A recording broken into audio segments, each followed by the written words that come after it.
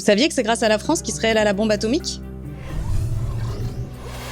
C'est marrant, on parle beaucoup du nucléaire iranien, mais qu'en est-il du nucléaire israélien ? Au moment de la création d'Israël, ses dirigeants cherchent à assurer sa survie stratégique. Pas de panique, la France est là pour aider Israël, car tous deux ont des intérêts communs, notamment celui de lutter contre le nationalisme arabe, incarné par Nasser en Égypte. Le truc, c'est que Nasser soutient les mouvements de libération, notamment les Fédayines palestiniens et le FLN algérien. Et à ce moment-là, l'Algérie est en pleine guerre d'indépendance contre la France. La France voit donc un intérêt à aider les Israéliens dans leur programme nucléaire. Dès 1957, elle envoie en Israël 700 techniciens et ingénieurs français qui participent à la construction d'un réacteur et d'une usine de séparation du plutonium nécessaire à la fabrication d'une bombe atomique à Dimona sous de fausses identités. Le site nucléaire est implanté en plein désert du Negev sous couvert d'être une usine textile. Stéphane Hessel, qui était à cette époque diplomate, a déclaré en 2011 « Cela est présenté comme quelque chose que nous devons faire. Nous le devons à Israël, qui est un État qui a été créé par nous, que nous aimons, que nous soutenons. Nous devons l'aider parce qu'il est entouré d'un monde arabe dangereux, d'un monde arabe qui nous inquiète. »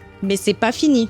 Entre 1960 et 1966, la France réalise 17 essais nucléaires dans le Sahara algérien. Plusieurs sources crédibles affirment que des scientifiques israéliens ont assisté à ces essais nucléaires, notamment à Reagan en 1960, où a eu lieu le premier nommé Gerboise bleue. D'après l'historien Avner Cohen dans Israel and the Bomb, les ingénieurs israéliens ont bénéficié d'un accès direct aux données des essais, ce qui a fortement accéléré la compréhension israélienne du fonctionnement d'une arme nucléaire réelle. Le Sahara a donc probablement été le banc d'essai indirect de l'arsenal israélien. Selon plusieurs sources, Israël aurait achevé la fabrication de sa première bombe juste avant la guerre des 6 jours en juin 1967, qu'elle a gagnée grâce à la France et au Mirage de Dassault. Et en 2025, la France est accusée de continuer à livrer des armes à cet allié historique, parce qu'en politique, les droits humains s'arrêtent souvent là où commencent les contrats d'armement.